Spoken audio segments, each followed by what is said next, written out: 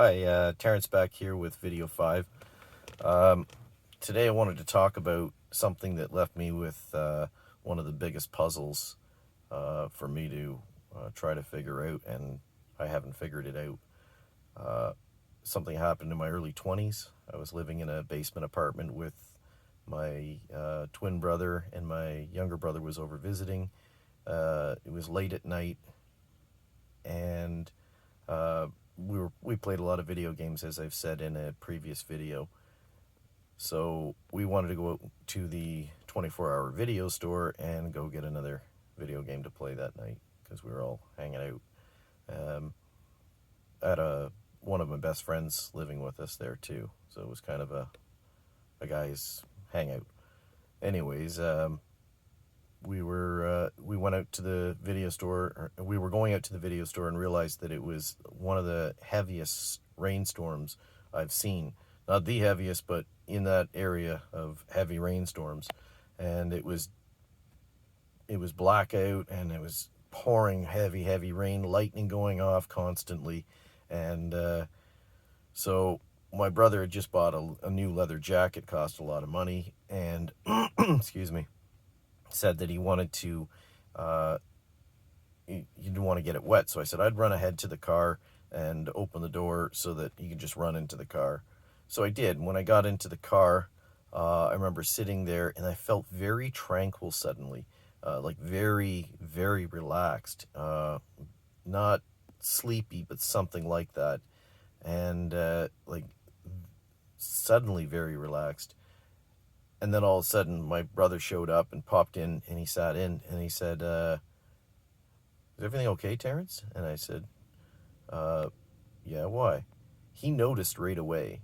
And he says, well, you just don't seem like yourself. And I said, no, I'm fine. Let's go. And so we went up to the video store, got there. Because it was late, there was nobody in there. And we were shopping the game rack, looking for games. And then this one guy, sometime in the time we were shopping, because we took our time, a guy dressed all in black walks up and says, he said, which one of these games has the best puzzles? And I said, I don't know. You'd have to ask my younger brother because he's played them all.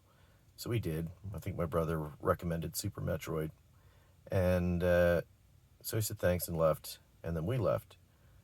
On the way home, in that heavy storm, we were driving south down a main road. And all of a sudden, I start feeling like I'm blacking out, like I'm falling into the wheel. Now, I've never blacked out before that or after it in my life. And I'm falling towards the wheel, and I'm trying not to, but I'm going for the brake. And just things are getting dark. The sound of the rain becomes more obvious. I think I remember feeling a pulsing in my ears. And then all of a sudden I'm out, like being out in a dentist chair. I could have been dead for all I knew, like blacked out.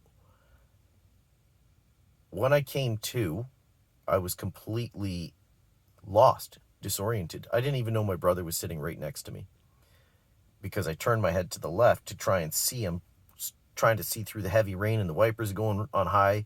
And I have no idea where I am. And I'm looking to my left, and then when I look to my right, then I realized my brother is with me. I totally forgot the events of the night. And then when I looked at him, he had his hand on the door handle and his left hand on the center console, and he was holding on tight, and his eyes were bugged out of his head, like wide open. Maybe but at the same time, he says, I'm not going to swear, but he says, holy F, Terrence, where the hell are we? And then when he said that, I was like, what? How are you lost? In my head, I'm thinking, how is this possible? He is lost. At the same time, I'm lost. And I didn't know what to make of that. I'm like, I didn't say anything to him. So how are we both lost in the same car at the same time? We both came to at the same time. And it was later on that I was thinking, okay, maybe we were hit by lightning. But that was my first car, and one car I took care of a lot. I mean, I probably waxed it every other weekend or every weekend. And there was no damage to the car, the glass, no dents, no scratches, no burns. Um, and I didn't know what to make of that. So when we got to the end of the street, uh, my brother says to me, "Hey, Terrence, missing time," and I didn't think anything of it, because, and then I realized what was it, years later. Hey, I didn't turn from the main road going south onto that side street. I never made that turn. So how did I get, while I was blacked out, how did I navigate the turn? And when I came to, I should also mention that the car was moving slow, but my foot was on covering the brake, um, but it was creeping at a very slow speed. And to this day, I can't figure out what happened there. So we got back to the basement apartment where my twin brother was waiting for, to hang out and play games, and my brother said, "What took you so long?" And I'm like, "What do you mean? We're like, I knew we were gone probably 40 minutes." And he says, "You were gone for over 2 hours." And I went, "What? Like, that's not even possible." And we were. I have no idea what to make of that. Uh, but the story doesn't end there. The next morning, my younger brother, that was in the car with me, calls me up and says, "Terrence, I need to show you something." And I'm like, "Oh, okay." So I went over, and he turned and showed me on his lower back. He had like raised red blisters on his back, and my heart dropped. And later, many decades later, around the recent years, I started thinking, if something did happen that was paranormal, uh, do I recall subconsciously what that red mark meant because of how I reacted to seeing it? I don't know. I mean, that's purely speculation, but I felt this sinking in me when I seen it, and so I don't know what to make of that, but I do know, and I'm going to put a shout out to a former police officer doing videos online right now that some of you may know, David Polites. He has a channel, Can-Am Missing 411, I think it's called. He's doing some very, very interesting work. And I take his work as peripheral data on my quest to understand who we are, why we're here, what the extraterrestrial phenomenon is about, because it's important to me. And as what he calls peripheral knowledge, missing people going missing in the ways that they do. We're not talking about all missing people, but I'll let David take care of that story. It's his story, but it's valuable information. When you look at people that have gone missing, in ways like, say, you can Google or YouTube Danny Philippidis, firefighter for a city nearby me that went missing on a mountain, ends up in Sacramento, California. He himself doesn't know how he got there, and nobody else does. And there was no way for him to get off the mountain where he was skiing without somebody seeing.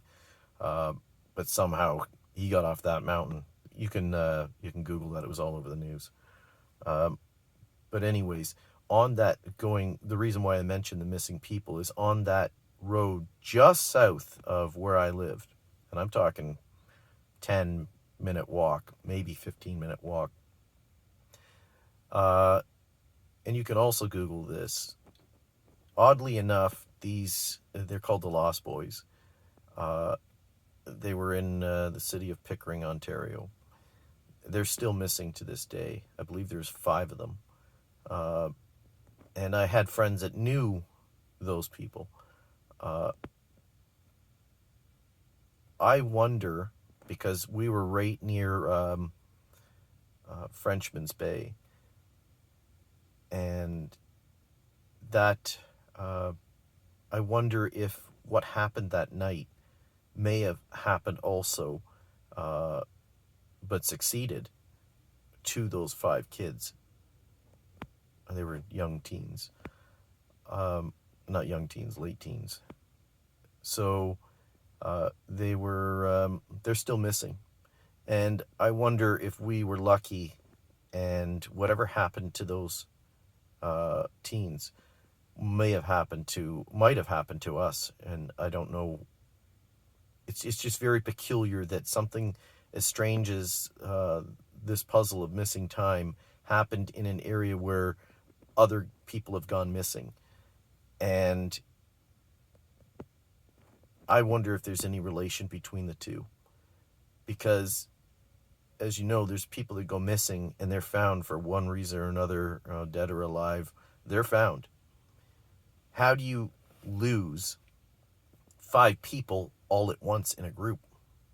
If they went out, the police speculated that they went out in a boat and because they had found a gas can in the water. Well, that might have been a misleading story. But none of them have been found to this day. None. So if they drown, as they believe that they went out into the water after stealing a boat, then why hasn't one of them washed ashore anywhere? How do all those people, 5 people, go missing in a single night and never, ever be found? In a place very close to where I blacked out in a car, ended up on a different street, and so did my brother at the same time. I'm sure there are people that have been studying this because, as Polides mentions, there's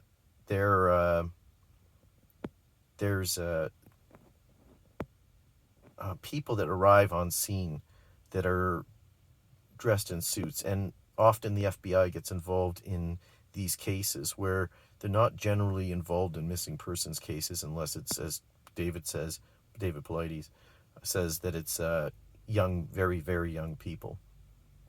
So why are they involved in these cases?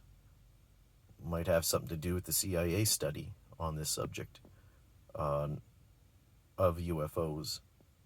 So maybe they are looking at this as part of the phenomenon.